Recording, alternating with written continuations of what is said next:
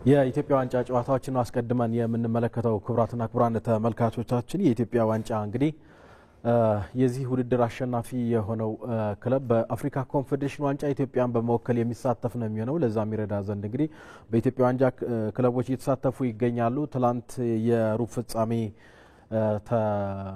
ተጋጣሚዎች ጨዋታቸውን አድርገው አራት ውስጥ የተቀላቀሉ ቡድኖች ተለይተው ታውቀዋል።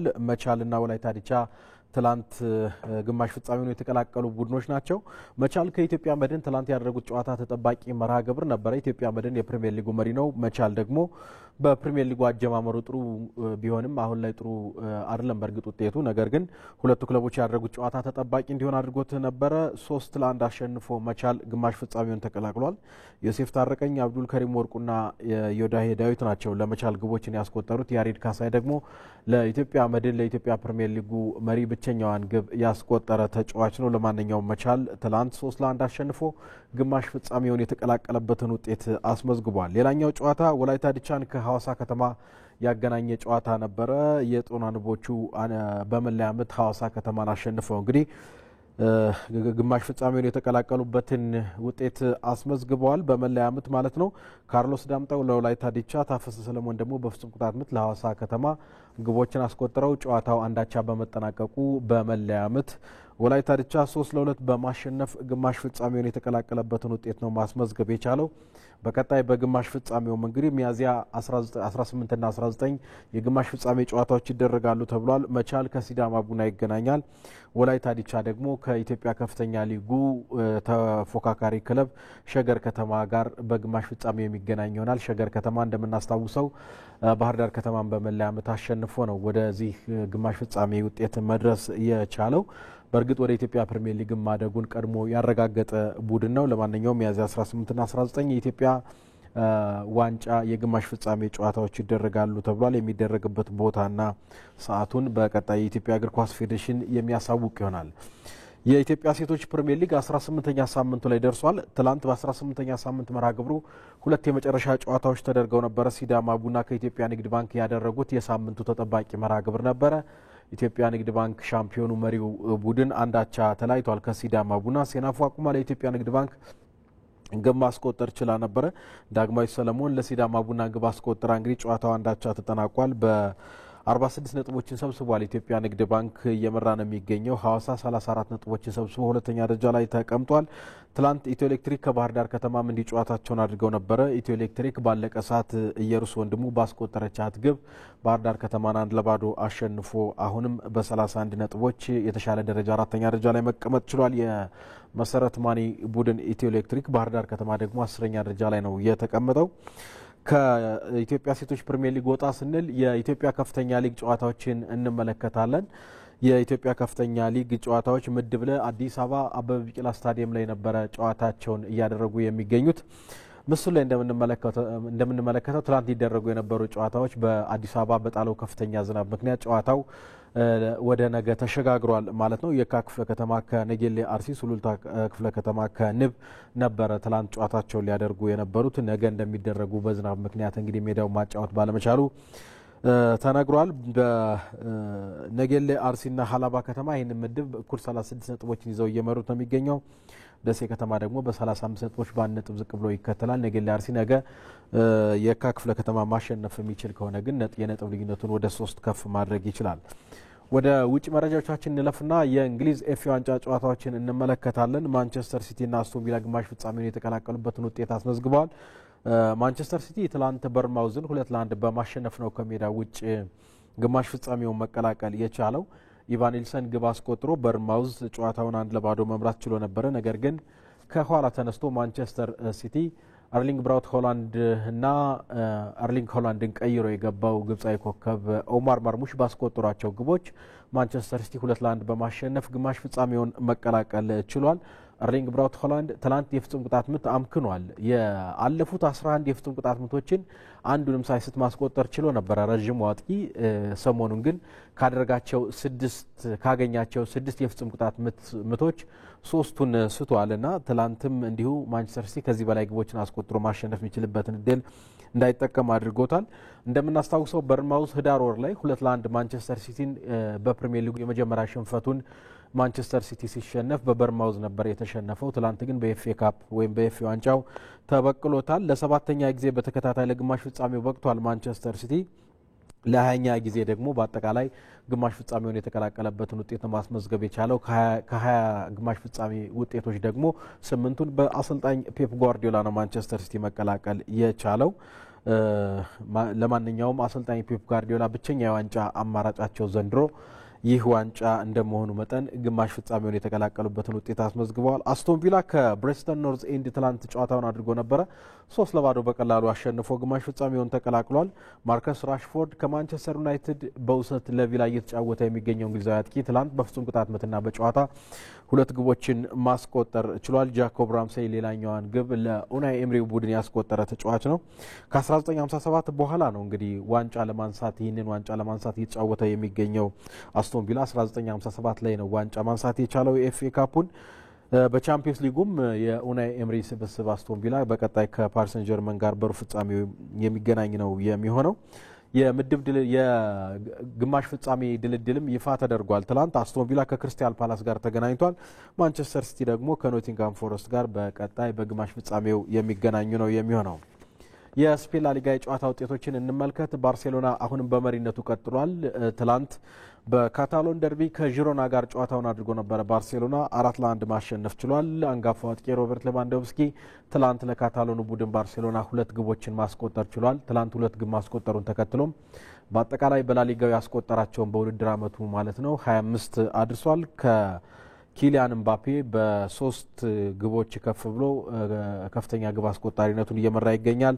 ፌራን ቶሬስ እና ክሬሲ ደግሞ በራሱ መረብ ግቦችን ያስቆጠሩ ተጫዋቾች ናቸው። አርናውት ዳንጁማ ለጂሮና ብቸኛዋን ግብ ያስገኘ ተጫዋች ነው። ባርሴሎና ባለፉት 9 ያደረጋቸውን የላሊጋ ጨዋታዎች ሁሉንም ማሸነፍ ችሏል። በአጠቃላይ ደግሞ ካለፉት 20 ጨዋታዎች ምንም ሽንፈት አላስተናገደም። 17ቱን አሸንፎ በ3ቱ አቻ ተለያይቷል። በ2025 ከገባ በኋላ በአውሮፓ 5 ታላላቅ ሊጎች ያልተሸነፈ ብቸኛው ክለብም ነው የሃንሲ ፍሊኩ ቡድን።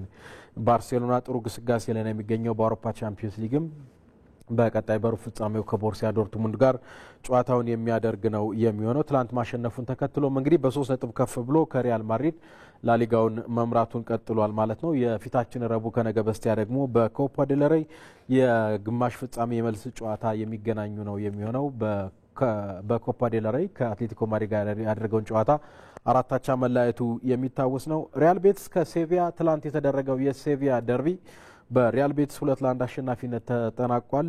ሪያል ቤቲስ በተከታታይ ያሸነፈ ነው የሚገኘው። ሄታፌ በቪያሪያል ተሸንፏል። ቫሌንሲያ ማዮርካን እንዲሁ 1-0 አሸንፏል። አትሌቲክ ቢልባኦ ከኦሳሱና ግብ ሳይቆጠርበት ጨዋታው ተጠናቋል ማለት ነው።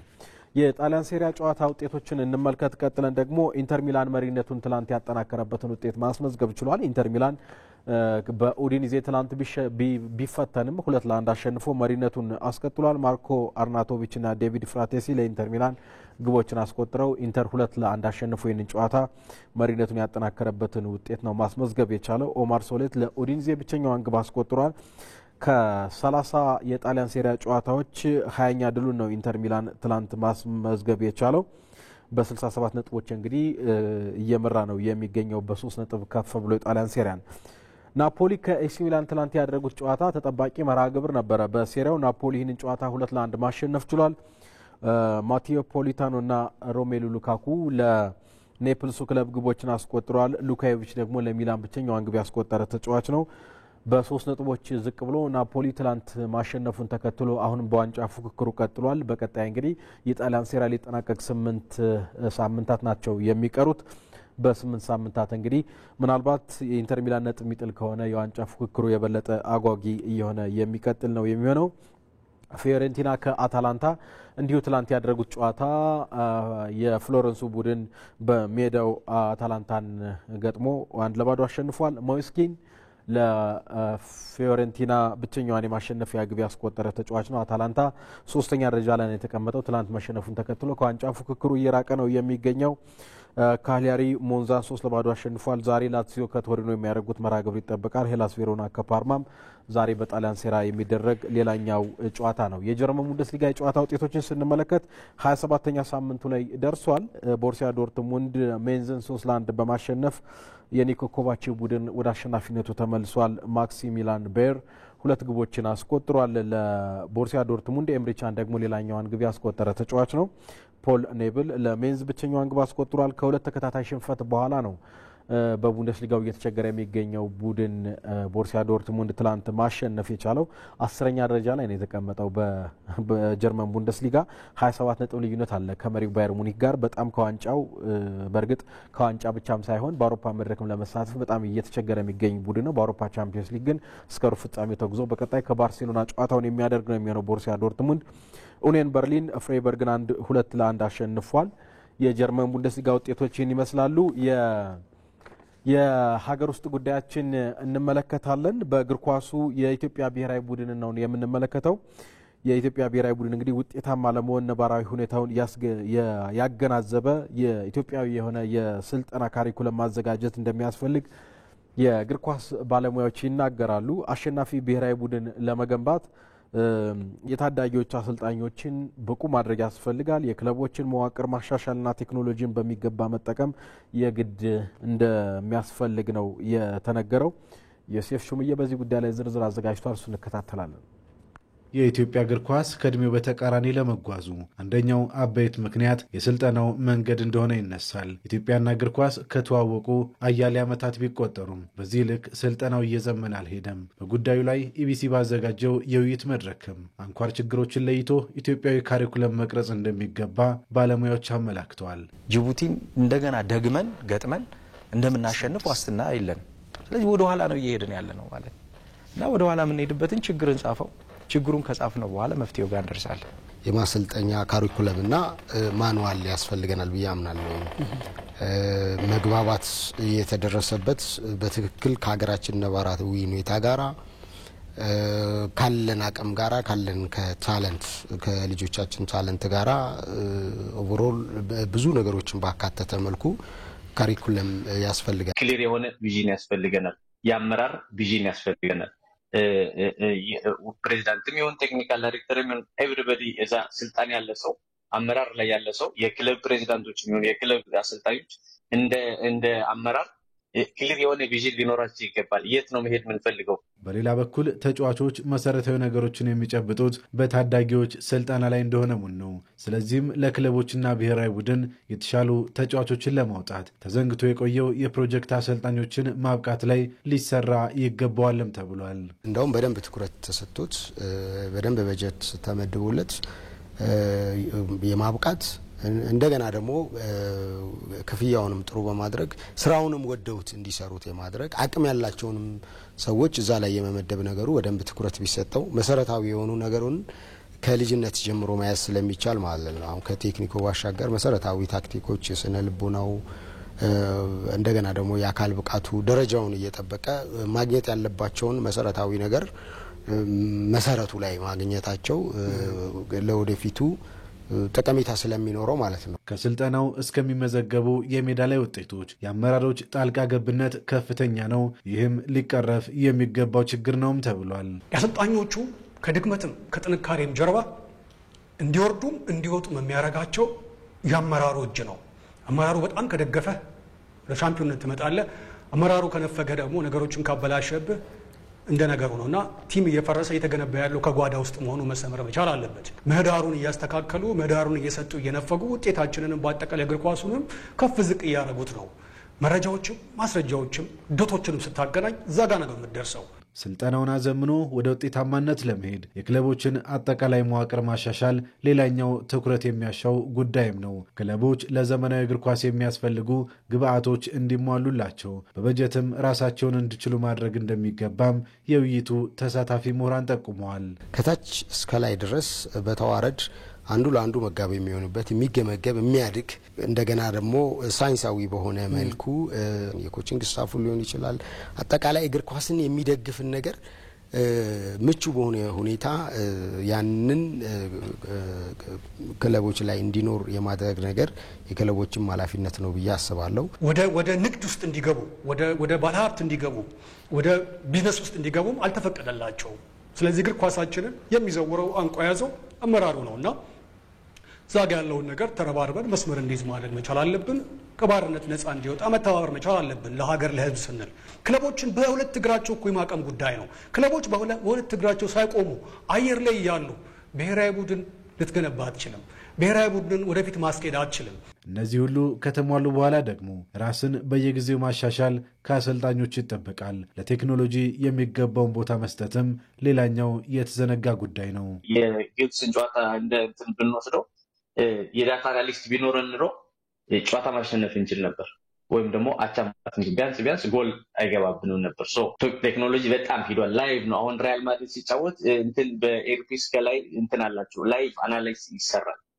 ማን የት ጋር ነው ያለው፣ ማን ምን አይነት ትሬንዱን እየቀየረ ነው ያለው። ድሮኖች አሉ፣ እንደዚህ ኤአይ እንትኖች ተጫዋቾችን ሙቭመንቶችን ዲቴክት እያደረጉ አይደለምና ጨዋታ ለማሸነፍ ቀርቶ ኢንጁሪን እንትን የሚያደርጉ ምንድነው የሚባለው ፕሪዲክት የሚያደርጉ የተጫዋች በእንደዚህ አይነት ታይም ላይ ኢንጁሪ ሊሆን ስለሚችል እንትኑን ካልኩሌት የሚያደርጉ በጣም ዓለም ሌላ ቦታ ላይ ደርሷል። ከዓለም እኩል ለመራመድም በክለቦችና ብሔራዊ ቡድን የአሰልጣኝ ቡድን አባላትን ማስፋት፣ ለየቦታው ብቁ ባለሙያዎችን መመደብና ቴክኖሎጂን በሚገባ መጠቀም እንደሚያስፈልግም ተጠቁሟል። በመጨረሻ የምንመለከተው ቴንስን ይሆናል። በማያሚ ኦፕን የሜዳ ቴንስ ፍጻሜ ከደቂቃዎች በፊት ንጋት ላይ ፍሎሪዳ ላይ ተደርጎ ነበረ። አንጋፋው የቴንስ ተጫዋች ኖቫክ ጆኮቪች ታሪክ መስራት የሚችልበትን የፍጻሜ ውድድር ተሸንፏል።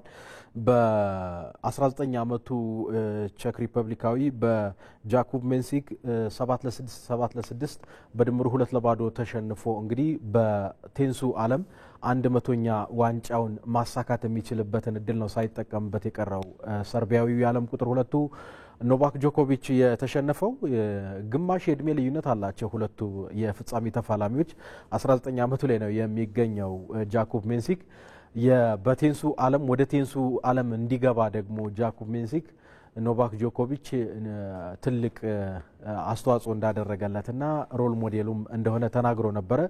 እንግዲህ ሮል ሞዴል የሆነውን ሰው አሸንፎ ንጋት ላይ ፍሎሪዳ ላይ የሚያሚ ኦፕን የወንዶች የፍጻሜ ውድድርን በማሸነፍ የዋንጫ ባለድል መሆኑን አረጋግጧል። ጃኩብ ሜንሲክ 37 ዓመቱ ላይ ነው የሚገኘው ኖቫክ ጆኮቪች።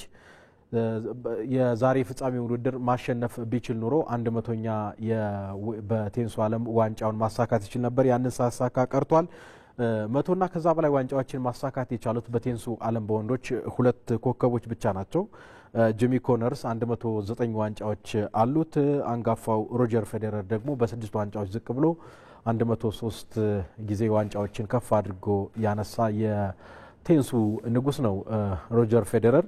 ከዛ ቀጥሎ እንግዲህ 99 ዋንጫዎችን ማንሳት የቻለው ኖቫክ ጆኮቪች ነበረ። በዚህ በማያሚ ኦፕን ባይሸነፍና ዋንጫ ማሳካት ቢችል 100 ዋንጫዎችን ያነሳ ሶስተኛው ሰው መሆን ይችል ነበረ ተብሎ ተጠብቆ ነበረ። ሳይሳካለት ቀርቷል ኖቫክ ጆኮቪች።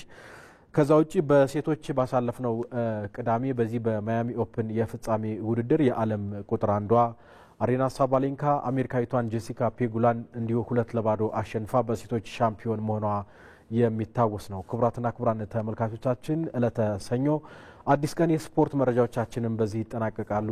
ደግነት መኩሪያ ነበርኩ። በሰላም ዋሉ።